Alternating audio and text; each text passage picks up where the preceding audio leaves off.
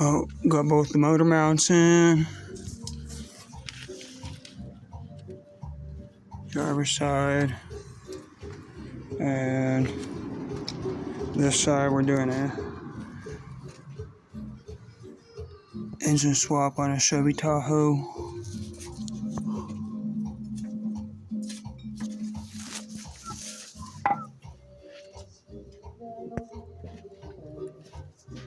This is the one the engine come up out of.